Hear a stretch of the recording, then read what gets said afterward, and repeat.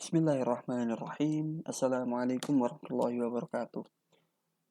Perkenalkan, nama saya Fatur Rahman Arabi dengan NIM 2019 0430 169 dari Universitas Muhammadiyah Yogyakarta akan menyampaikan presentasi tentang Bank Perkreditan Rakyat. Nah, Bank Perkreditan Rakyat ini teman-teman, seperti yang kita ketahui, itu tujuannya adalah memberikan pinjaman, memberikan kemudahan akses inklusi keuangan kepada masyarakat-masyarakat di desa. Karena target marketnya dari BPR itu adalah masyarakat-masyarakat desa. Tujuannya adalah untuk membangkitkan ekonomi di desa yang nantinya tujuan dan fungsi ini akan saya sampaikan di slide-slide selanjutnya. Kemudian teman-teman, perkenankan saya sebelum menjelaskan tentang Bank Perkreditan Rakyat ini menyampaikan beberapa fakta yang saya ambil dari sumber-sumber pemerintah yang tentunya sangat terpercaya. Yang pertama faktanya adalah indeks inklusi keuangan, teman-teman. Indeks inklusi keuangan di Republik Indonesia dari data tahun 2019 itu hanya sebesar 76,2%.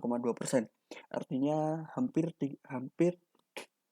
lebih dari 3/4 masyarakat Indonesia telah memahami indeks inklusi keuangan, yaitu akses kepada perbankan, akses kepada sumber-sumber keuangan yang lain. Namun, yang sangat disayangkan adalah rakyat kita mengenal literasi sangat kurang sekali, teman-teman.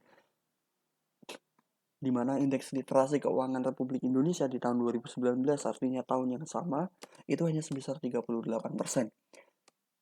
1/4 lebih sedikit. Gitu, teman-teman. Artinya apa? Dari dua ini yang bisa kita ambil adalah masyarakat paham tentang peminjaman uang. Masyarakat paham tentang bagaimana akses peminjaman uang ke perbankan, ke koperasi, dan lembaga keuangan yang lainnya. Namun, dalam hal penggunaan atau dalam hal pemakaian itu hanya sebatas mouth to mouth, hanya sebatas mulut ke mulut, tidak membaca dan mempelajari secara lebih lanjut apa kegunaan dari dana atau akses inklusi keuangan kepada mereka. Itulah makanya indeks literasinya hanya 30%, namun akses inklusi keuangan atau indeks inklusi keuangan sendiri di 2019 76,2%. Kemudian teman-teman, fakta yang ketiga, mohon maaf, yang akan saya sampaikan adalah bahwa jumlah UMKM Republik Indonesia di tahun 2019, artinya sebelum pandemi, itu mencapai 64 juta. 64 juta UMKM di seluruh Indonesia. Tidak terbayang bagaimana tahun 2020, di mana banyak sekali PHK, maka sangat mungkin bahwa angka 64 juta ini bisa bergeser pada 70 juta sampai 100 juta UMKM Republik Indonesia. Yang perlu diketahui teman-teman, jumlah UMKM ini di tahun 2019 itu ternyata merupakan 90% penyumbang 1% indeks ekonomi Indonesia di tahun itu. Tentunya di tahun-tahun ke depan maka indeks ekonomi Indonesia itu akan ditentukan oleh seberapa produktif UMKM. Ketika indeks ekonominya naik 1%, maka artinya UMKM Indonesia itu sangat produktif dan sangat subur. Tapi ketika indeks ekonominya kita terkontraksi, maka UMKM-nya lagi keadaan kritis. Nah, mengapa tersebut dan mengapa pemerintah harus memberdayakan UMKM dan semakin memberikan keleluasaan kepada UMKM? Karena itu nanti akan mencakup pada slide selanjutnya tentang penerimaan pajak, teman-teman. Nah, penerimaan pajak sendiri itu didapat dari usaha-usaha, didapat dari UMKM juga, selain pajak kendaraan bermotor dan pajak bangunan misalnya. Itu bisa didapat dari UMKM, teman-teman.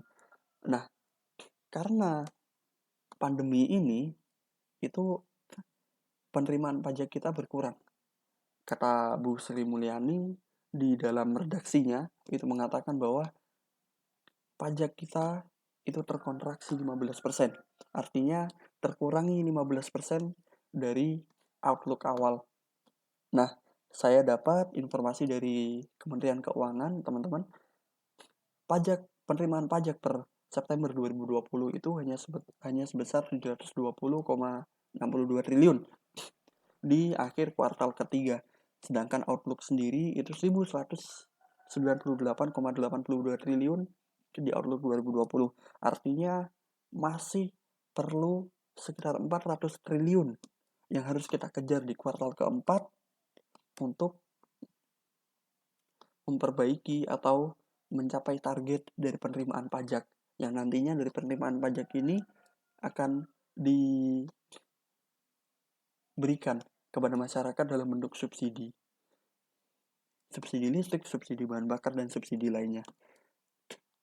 Nah, teman-teman, dari fakta-fakta tersebut kita akhirnya paham apa fungsi BPR dalam memajukan UMKM terutama.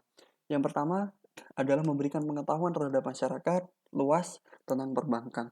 Nah, ini nantinya akan berimbas kepada inklusi keuangan. Semakin masyarakat paham tentang dunia perbankan, tentang dunia lembaga keuangan, maka akses inklusi keuangan yang masyarakat ketahui juga akan semakin banyak. Mungkin bukan 76% lagi, mungkin bisa 100% orang Indonesia tuh paham tentang bagaimana lingkungan perbankan dan lembaga keuangan itu sendiri. Yang kedua adalah membuat pemerataan kesempatan untuk membuka usaha. Yang ini nantinya membantu menumbuhkan sektor UMKM di Republik Indonesia ini. Karena fungsi BPR, Badan Perkreditan Rakyat, marketnya di desa, maka pasti yang ditarget adalah UMKM. UMKM yang mungkin dananya atau keuntungannya itu di bawah 100 juta. Seperti itu, teman-teman. Kemudian yang ketiga, karena memang BPR itu targetnya di desa, UMKM-nya maju, maka mempercepat pembangunan desa. Mempercepat pembangunan desa itu dengan cara memajukan UMKM itu sendiri, sehingga desa itu menjadi lebih sejahtera dan jauh dari kata kemiskinan. Kemudian yang keempat, karena BPR itu bank, maka sudah selayaknya menyediakan layanan perbankan kepada masyarakat sekitar. Kemudian setelah kita fungsi, maka akan kita bahas juga tujuan, teman-teman. Nah, tujuan dari BPR sendiri, Bank Perkreditan Rakyat, yang pertama, karena itu sebagai bank ya, itu menyimpan dana masyarakat. Nah, bedanya dengan bank konvensional itu nanti kalian bisa temukan di buku-buku kalian dan source-source yang lain. Tentunya BPR dengan bank konvensional itu sangat berbeda, teman-teman. Perlu dipahami dan perlu dibaca lebih lanjut.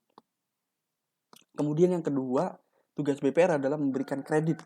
Seperti namanya, perkreditan rakyat. Maka memberikan kredit atau memberikan pinjaman kepada teman-teman UMKM atau teman-teman masyarakat yang memang berniat untuk membuka usaha dan berusaha untuk mencapai financial freedom atau tidak kekurangan sama sekali. Jadi seperti itu, teman-teman. Kemudian yang terakhir, last but not least, adalah harapan pemerintah dengan dihadirkannya BPR ini sebenarnya itu untuk meningkatkan jumlah UMKM. Untuk meningkatkan jumlah UMKM sehingga pengangguran berkurang, angka kesejahteraan naik. Mengapa UMKM sangat dipentingkan dan sangat dikorelasikan dengan pengangguran? Karena teman-teman, dari data yang kami dapat, UMKM itu menjadi penyumbang terbesar dalam menurunkan indeks pengangguran di Indonesia.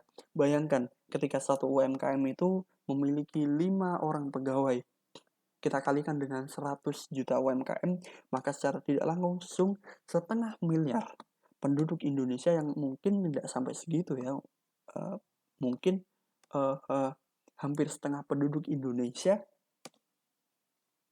itu mendapatkan pekerjaan. Yang artinya mereka sangat jauh dari kata kemiskinan, mereka mendapat gaji, mereka bisa hidup sejahtera dan bisa membiayai rumah tangga mereka. Kemudian ketika UMKM itu naik, ketika UMKM itu semakin banyak, maka indeks ekonomi nasional akan meningkat. Seperti yang saya katakan sebelumnya, bahwa 90% penopang ekonomi Indonesia itu adalah UMKM. Maka semakin baik UMKM-nya, semakin produktif UMKM-nya, maka semakin meningkatlah indeks ekonomi nasional Republik Indonesia. Dan kemudian yang terakhir, ketika UMKM itu sudah meningkat, sudah produktif itu, otomatis pajak yang kita bisa ambil juga akan banyak. Yang mana penerimaan pajak itu bisa lebih dari target. Semoga dan bisa memberikan subsidi kepada masyarakat-masyarakat dan memberikan kemudahan-kemudahan. Itu dalam artian atau harapan meningkatkan penerimaan pajak. Jadi pajak itu bukan sekedar pemerintah ingin mendapatkan uang, tapi memang untuk kebaikan masyarakatnya sendiri agar bisa diberikan subsidi dan kemudahan-kemudahan dalam akses kesehatan, akses energi, dan sumber daya yang lainnya. Begitu teman-teman, presentasi dari saya. Sebelum saya tutup, ada sebuah quotes yang saya buat sendiri, ya mungkin tidak seestetik biasanya ya, tapi semoga dapat memotivasi atau memberikan pencerahan kepada teman-teman, yaitu sejatinya UMKM merupakan jantung perekonomian Indonesia yang perlu kita support, bukan kita report. Nah, terkadang UMKM sendiri itu misalnya ya, kalau teman-teman itu punya teman gitu yang mempunyai UMKM, itu pasti membeli dan meminta kortingan harga, tetapi itu justru sangat merugikan teman-teman, merugikan bagi pelaku UMKM-nya sendiri, yang harusnya kita support dengan harga teman itu kalau bisa lebih dari harga aslinya, karena kita juga membantu menumbuhkan UMKM tersebut. Kalau kita menodong atau meminta harga teman, itu artinya di-report, itu artinya dibatasi, itu artinya tidak diizinkan untuk berkembang. Begitu teman-teman.